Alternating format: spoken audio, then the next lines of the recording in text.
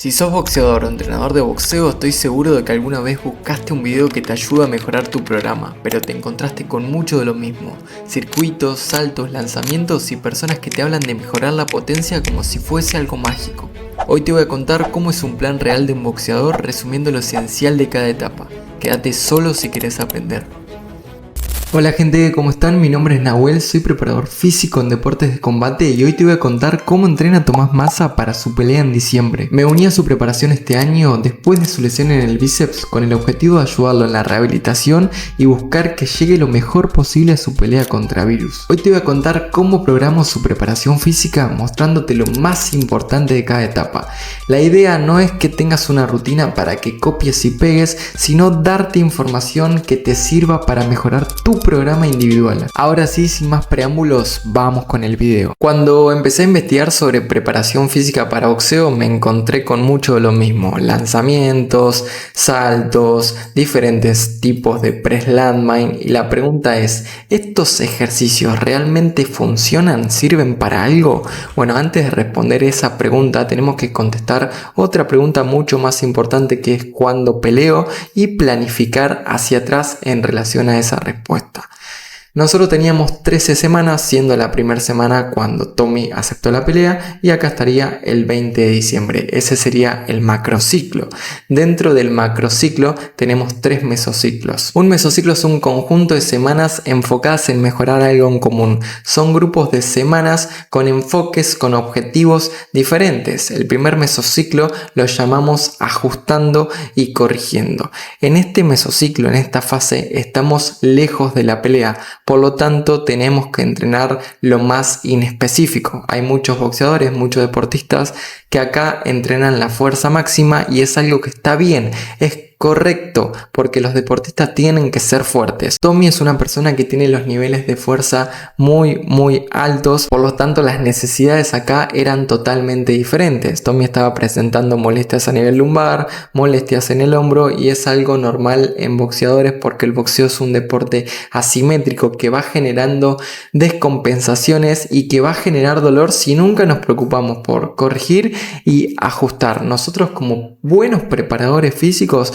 no solo tenemos que conseguir un deportista más potente, sino que también tenemos que conseguir que ese deportista no tenga dolor, y cuando se presenta dolor, atender a eso, no dejarlo pasar. Tenemos que dedicarle tiempo al ajuste y a la corrección para conseguir una mejor base y que ese deportista rinda mejor en el ring. Tenemos que entrenar bien el core. ¿Por qué digo entrenar bien el core? Porque cuando nosotros nos ponemos a investigar sobre ejercicios para la zona media, nos vamos a encontrar con ejercicios como este, que es un twist con pelota medicinal. Lo vamos a encontrar con diferentes variantes de crunch abdominal. Estos ejercicios generan movimiento de la columna excesivo. No te vas a lesionar por esto, porque la lesión y el dolor dependen de un montón de factores, pero sí deberíamos entrenar la zona media para lo que está preparada, que es para evitar el movimiento y no para generarlo. En este caso tenemos un press pull-off en donde la banda va a querer rotarnos hacia este lado, y nosotros con una fuerza de antirrotación vamos a evitar este movimiento. Es un ejemplo en uno de los 4 planos, porque también tenemos que trabajar la antiflexión lateral, la antiflexión y la anti-extensión. Es importante que trabajemos los momentos de fuerza del core y no los movimientos. Trabajar bien el core con momentos de fuerza y no con movimientos va a solucionar las molestias a nivel lumbar en la mayoría de casos. También es importante que tengamos los rotadores de cadera fuertes y flexibles. El boxeo es un deporte en el cual se dan muchas rotaciones de cadera, en los golpes, en los desplazamientos. Si no tenemos la movilidad suficiente, vamos a compensar con un segmento más arriba. ¿Cuál es este segmento más arriba? Es la zona lumbar, las vértebras lumbares. Si no somos capaces de rotar la cadera, vamos a rotar el lumbar, y esto va a sumar un motivo a esas molestias a nivel lumbar que tenemos. Por lo tanto, una muy buena solución es empezar a mejorar esa movilidad de cadera para que la cadera sea quien se haga cargo de esa rotación y no las vértebras lumbares. Entonces, hacemos un hip flow 90-90 con una extensión al final. Es un ejercicio que incluíamos siempre previo a cada sesión. A Tommy le sale muy bien este ejercicio ahora, pero llevó mucho tiempo que le salga así de bien. Y a tu boxeador, si nunca hizo algo parecido, estoy seguro que se va a quedar en una posición parecida a esta. No va a llegar a tocar con la rodilla el suelo, entonces anda llevándolo de a poco, pero que de a poco vaya perdiendo rigidez en esa cadera. También los CARs son muy importantes. ¿Qué son los CARs? Bueno, por definición son rotaciones controladas de la articulación, que sería básicamente este movimiento bien controlado, controlando esa rotación interna, esa rotación externa, esa abducción de la cadera. ¿Por qué te interesa este ejercicio para mejorar la movilidad de cadera? Porque si el sistema no reconoce los rangos de movimientos, no va a querer llegar porque lo considera como algo potencialmente peligroso. Entonces no solamente tenemos que buscar perder rigidez con, por ejemplo, el hip flow 90-90, sino que también tenemos que empezar a controlar esos movimientos, esas rotaciones de la articulación con los CARs. Pueden poner hip CARs en YouTube y le van a salir un montón de ejemplos. Esta es la variante que nosotros más usábamos. ¿Y qué hay del psoas? Si estás en el mundo del deporte, seguramente escuchaste hablar de este músculo. El psoas es un músculo que se origina en las vértebras lumbares y se inserta en el fémur, es decir, recorre toda esta parte, y si el psoas está cortado, tira de la pelvis, generando esta anteversión pélvica. La anteversión pélvica es el gesto básicamente de sacar culo. Si nosotros tenemos esa anteversión pélvica por un acortamiento del psoas, le estamos complicando la vida a los músculos de la zona media, los músculos más profundos de la zona media, para que se activen y estabilicen, sacándole carga a esos músculos lumbares que están sobrecargados y están generando dolor. Entonces el acortamiento del psoas es un gran responsable del dolor lumbar. ¿Qué tenemos que hacer? Estirarlo, básicamente con unas estocadas. ¿Y por qué las estocadas? ¿Por qué vamos a hacer unas estocadas? Bueno, vamos a hacer unas estocadas porque cuando tiramos la pierna hacia adelante, la pierna que se encuentra por detrás va a quedar en extensión de cadera. Por lo tanto, ese psoas de la pierna que queda atrasada se va a estar estirando muchísimo. Estamos realizando un estiramiento bajo carga en un ejercicio excéntrico. Ahora hablemos de la importancia de los rotadores externos del hombro. Tienen que ser fuertes evitando el movimiento de rotación interna. ¿Qué quiere decir esto? El boxeo tiene muchísimos gestos de rotación interna del hombro y los rotadores externos, que son músculos mucho más chicos, se van a activar para evitar un movimiento de rotación interna excesiva. Se van a activar para estabilizar. Entonces tienen que estar fuertes para estabilizar este movimiento. No alcanza solamente con hacer face pull porque no es algo específico. Y sí es algo específico un ejercicio como este. ¿Por qué realizamos esto? Porque cuando nosotros dejamos caer el disco, por la gravedad el disco va a ir hacia abajo.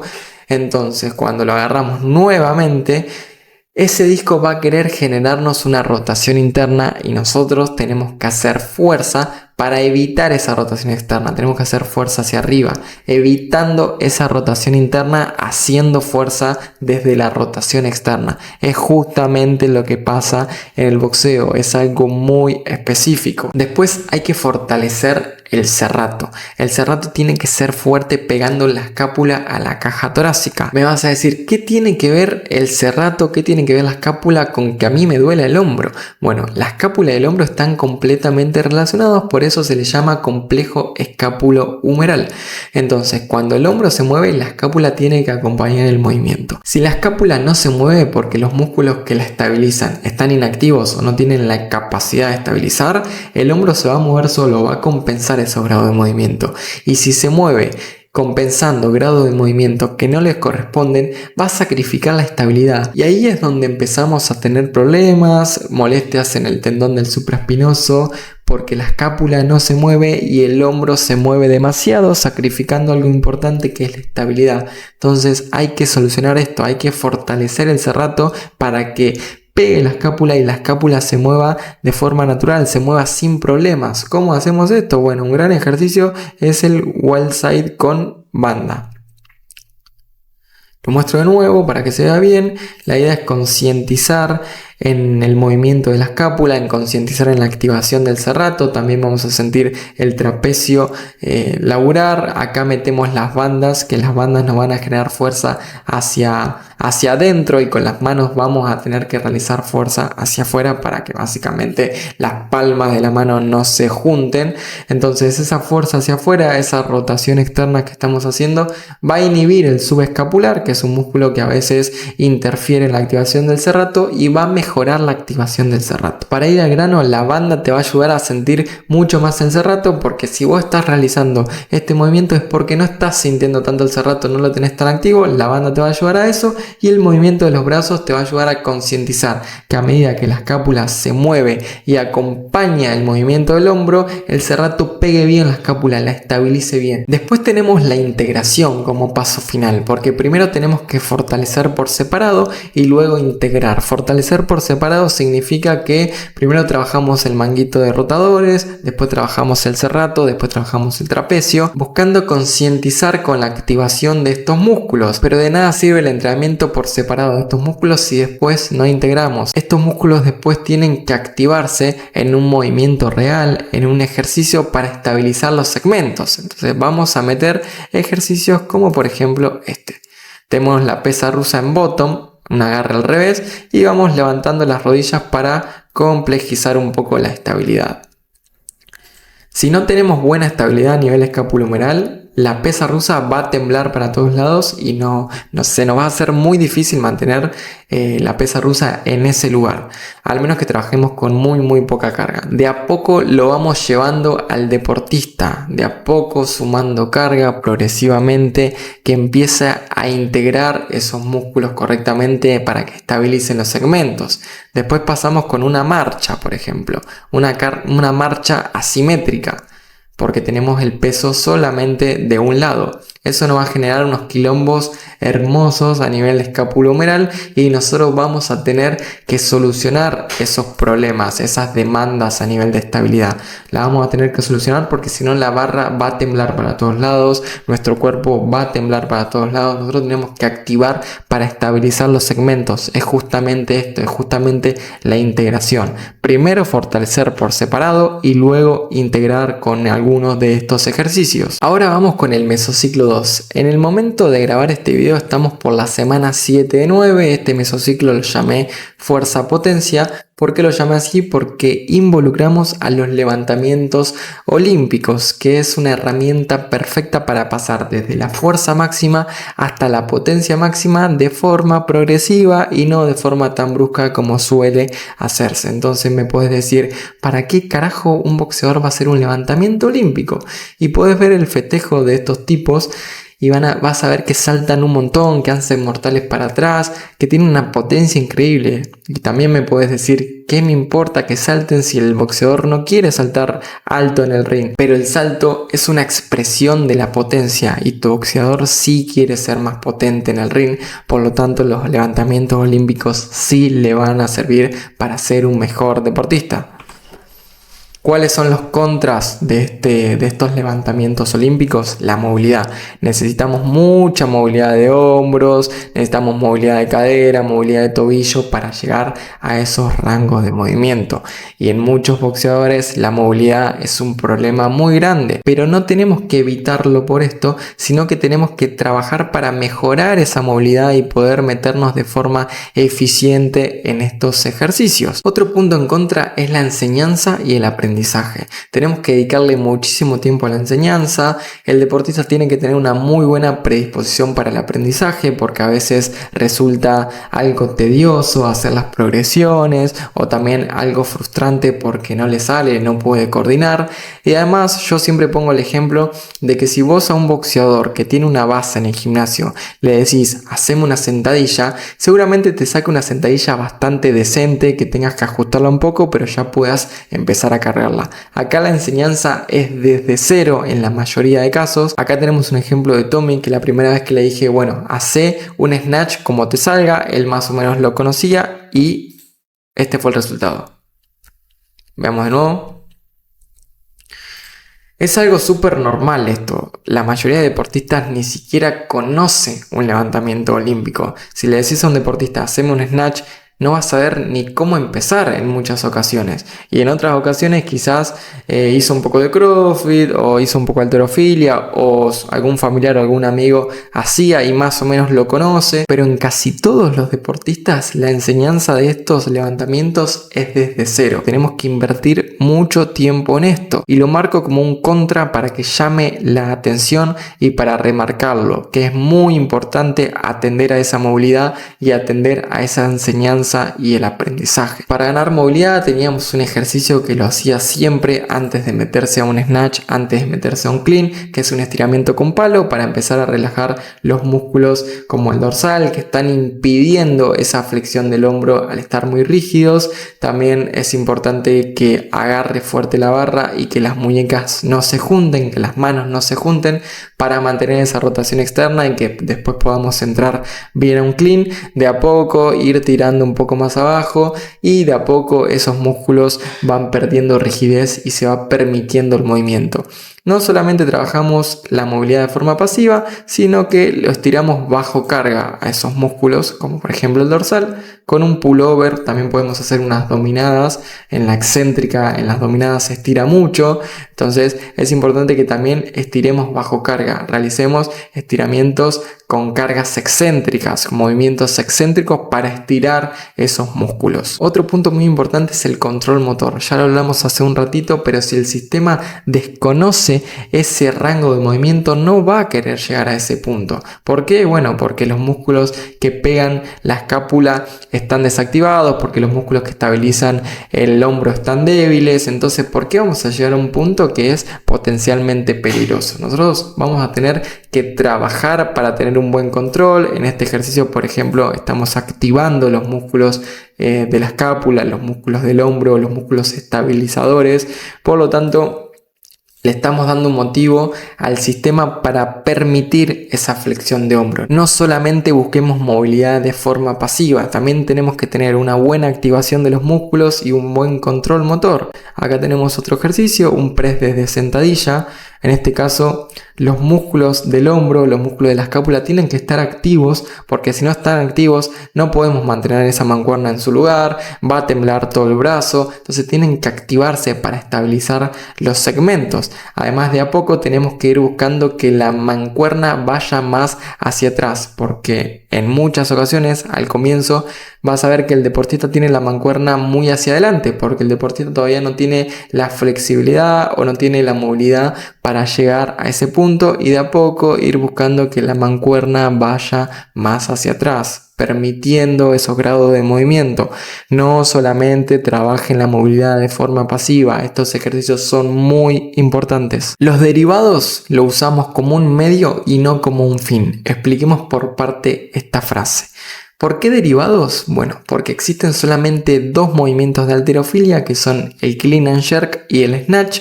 Los demás son todos derivados. ¿Y por qué como un medio y no como un fin? Porque yo no quiero que Tommy ni ningún deportista que yo entrene compita en halterofilia, compita en levantamiento olímpico. Yo quiero que con esos ejercicios exprese una buena cantidad de potencia, que tenga una técnica saludable, que empuje con los pies, pero no quiero que tenga la técnica más eficiente para levantar carga, porque no quiero que compita en halterofilia, no quiero que eso sea un fin, quiero que eso sea un medio. Aclaro esto porque cuando Tommy subió el video del clean, había muchas personas que lo corregían y eran personas que practicaban levantamiento olímpico, y obviamente va a tener correcciones porque no es una técnica perfecta, porque para ser lo más eficiente posible en un levantamiento olímpico no solo depende de la práctica de años, sino también depende de tu estructura.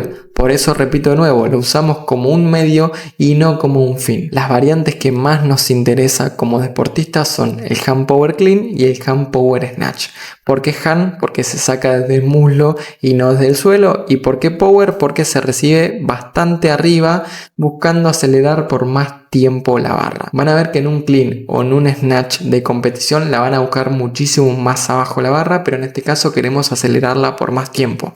Y esta sería la técnica después de algunas semanas de práctica. Repito, es una técnica adecuada, es una técnica segura. Tommy se siente estable, está generando fuerza de empuje con los pies, hay una buena estabilidad, no hay peligro, por lo tanto el objetivo está cumplido. El usar estos movimientos como un medio para expresar potencia lo estamos consiguiendo. Entonces tenemos que enfocarnos en esto y no en ser lo más eficiente posible para una competición de halterofilia. Acá tenemos el hand power snatch. Lo mismo, sacamos desde muslo, recibimos arriba. Fíjense la potencia que tiene. Muy buena potencia por llevar muy pocas semanas realizando estos movimientos. Por último, vamos con la fuerza rápida. ¿Vamos a hablar en este video de eso? No vamos a hablar en este video de eso porque yo quiero ver si a ustedes les sirve este contenido, si a ustedes les gusta este contenido y continuar con las últimas semanas. Aproximadamente 1 o 2 semanas antes de la pelea, la idea es subir el video de cómo estamos llevando esta fase de fuerza rápida, de explosividad.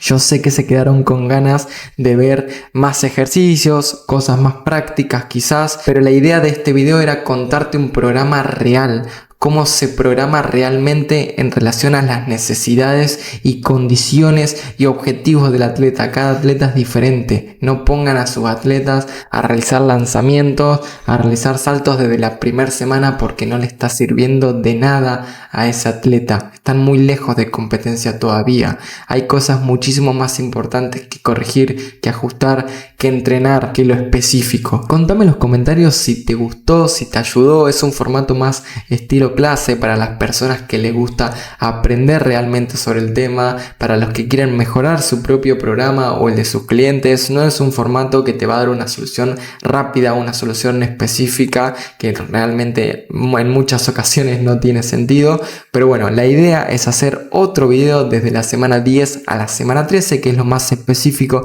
lo que más me gusta, así que contame y también contame si te gustaría el video de la fase específica.